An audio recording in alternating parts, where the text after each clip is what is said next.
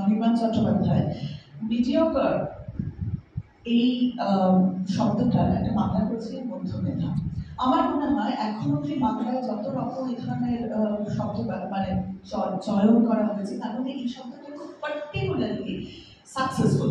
তার কারণ হচ্ছে মধ্য এবং মেধা দুটো শব্দই আসলে খুব সহজ, এবং এটা দিয়ে কি বোঝাতে চাওয়া হচ্ছে সেটাও খুব সহজ।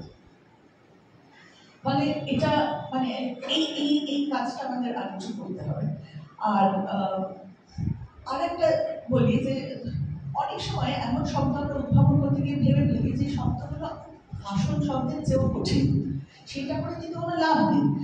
আমি একটা জিনিস বলি, আমি একটা সময় আসামে এই যখন সিএ ক্যাম্পেইন চলছে সে সময় আসামে গিয়েছিলাম এবং তারপর কিছু লেখা লিখছিলাম সংবাদপত্রের জন্য, প্রবন্ধ হিসেবে লিখছিলাম, নিউজ নয়।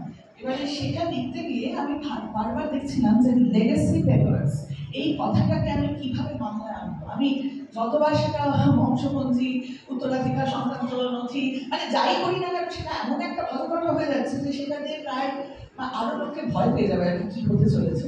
মানে উত্তরাধিকার বংশপঞ্জি মানে কি যেটা ওদের জোগাড় করে মানে সত্যি সত্যি খুব ভয়ঙ্কর ব্যাপার। এবারে এই এই যে ছোট ছোট জিনিস এনলাইটেনমেন্ট হয়তো এটার একটা উদাহরণ হতে পারে, হয়তো এটার ফেডারেল এটার একটা উদাহরণ হতে পারে, ফিসকাল এটার এই ধরনের কিছু জিনিস। এবার আবার এটার ভয়টা হচ্ছে আবার বেশি ইংরেজি ঢুকে ফেললেও মুশকিল। তো আমাদের এইটা না এটা কন্টিনিউয়াস এটা এই কাজটা করে যাওয়াটা দরকার। ফলে এই প্রসঙ্গে আমি আবার পরে আসছি যে কন্টিনিউইটিটা কতটা ইম্পর্টেন্ট এখানে। এবারে আর অন্য যেটা বললাম ওই যেমন মানে সাধারণীকরণ বলতে পারি, গণতন্ত্রীকরণ তো হয় না, সাধারণীকরণ যদি বলি ডেমোক্রেটাইজ করা ভাষাটাকে, সেইটার জন্য আমার মনে হয় বাংলায় অনেকটা স্কোপ আছে, সুযোগ আছে। আমরা অনেকটা সুযোগ নিই কিনা আমি জানি না, কিন্তু অনেকটা ফ্লেক্সিবিলিটি বা নমনীয়তা আছে যেটাকে আরো এই বইগুলোর মানে কয়েকটা বইতে সেটা অসাধারণভাবে এসেছে।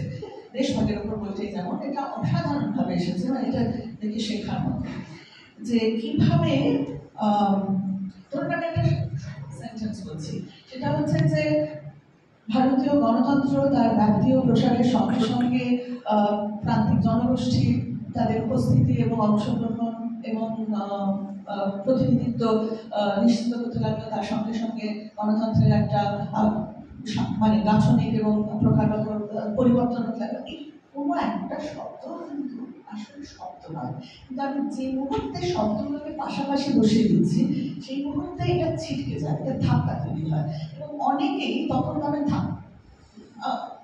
পরে এই যে জিনিসটা এইটাকে আমাদের খুব সচেতনভাবে দেখা দরকার যে কিভাবে আমি শব্দকে ভাঙা যায়, কিভাবে বাক্যকে ভাঙা যায়। আমি মানে নিশ্চিতভাবে যে বলছি যে ছোট বাক্য লেখা থাকে তো না, কিন্তু বাক্যের আকারটা কিভাবে জটিল না করে সরল করা যায় সেগুলো খুবই ভাবা দরকার। এই বইগুলোর কয়েকটার মধ্যে আমি এখন উদাহরণ দিচ্ছি না, কিন্তু কয়েকটার মধ্যে সেটা খুব বেশি এসেছে, কয়েকটার মধ্যে অতটা আসেনি। তার আমার মনে হয় যে যত বেশি অ্যানেকডোট কিংবা সংলাপ এইগুলো আমরা যত ব্যবহার করবো তাহলে সেটা অনেক বেশি কমিউনিকেটিভ হয়, এটা বোঝাই যাচ্ছে। যদিও বললেন তপদিদি যে কথাটা বললেন সেটা আমি আরেকবার একটু জোর দিয়ে বলি যে ভিজুয়াল, এটা তো আমাদের সংবাদ মাধ্যমে যে লেখালেখি তাতে সেই স্কোপটা থাকে না, কিন্তু পাবলিক হিস্ট্রি যদি কোনো প্রজেক্ট হয় তাতে আমরা এটাকে খুব ভালোভাবে ব্যবহার করতে পারি, ছবি এবং চিত্রকল্প, এবং সেটার সাথে ন্যারেটিভটাকে কিভাবে বলতে পারি সেটা কিন্তু ভালো করে করা যায়। আমার মনে হয় ডিজিটাল যুগে যেখানে মানে ইমোজি এবং ইমেজ আর কি সেই জিনিসটা এত বেশি ইম্পর্টেন্ট হয়ে গেছে এবং এত বেশি সেটা একটা কেন্দ্রীয় একটা মনোযোগ দাবি করছে, সেখানে এটা আমাদের করতেই হবে, এটা কোনো উপায় নেই, মানে এটা না করে কোনো গণতন্ত্র নেই। এখন ফলে বিষয়বস্তুকে তরল করবো না, কিন্তু ডাইলিউট করবো না, কিন্তু তাকে বোধগম্য করবো আরো বেশি যদি হয়, মানে কন্টেন্টটাকে আরো বোধগম্য। কন্টেন্টের প্রশ্ন একটা কথা বলি যে অনেক কন্টেন্ট ইতিহাসে খুব স্বাভাবিক, কিন্তু জনজীবনের ইতিহাস বা জনমুখী ইতিহাসে কিন্তু অতটা স্বাভাবিক নয়। আজ থেকে 30 বছর আগে সাবলটান শব্দটা কিন্তু ভীষণই একটা ধাক্কা দেওয়া শব্দ ছিল, ওরকম মানে এখন যেমন সহজ হয়ে গেছে,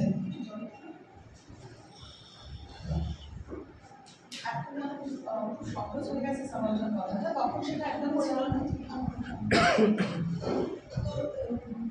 হয়েছে মানে তখন এটার মধ্যে সেই সময় আমার মনে আছে এই ধরনের কথোপকথন আমার মনে আছে বলেই বলছি যে নিম্নবর্গ বলতে কি নিম্ন শ্রেণী বোঝায় নাকি নিম্ন মানে ঠিক কি যে বোঝায় এটা জটিল এবং বহুস্তরীয় যে ভাবটা এবং সবচেয়ে বড় কথা হচ্ছে যে রিলেশনাল দিকটা এটা এটা তখনও বাংলায় চালু হয়নি এবং সেটা হতে সময় লেগেছে। এটা জনজীবনের ইতিহাস যদি কিছু থাকে, জনমুখী ইতিহাস যদি থাকে, তাতে একটা নিম্নবর্গ কথাটা আস্তে আস্তে বুঝতে সময় লেগেছে। এটা হয়তো করা যাবে, সময় লাগবে, কিন্তু সেটা চেষ্টাটা শুরু করা দরকার।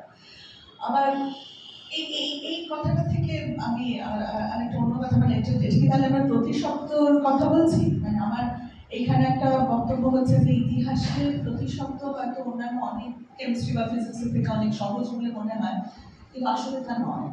কারণ এক একটা শব্দে ভাষায় একটা চলতি ভাষাটা একটা ব্যঞ্জনা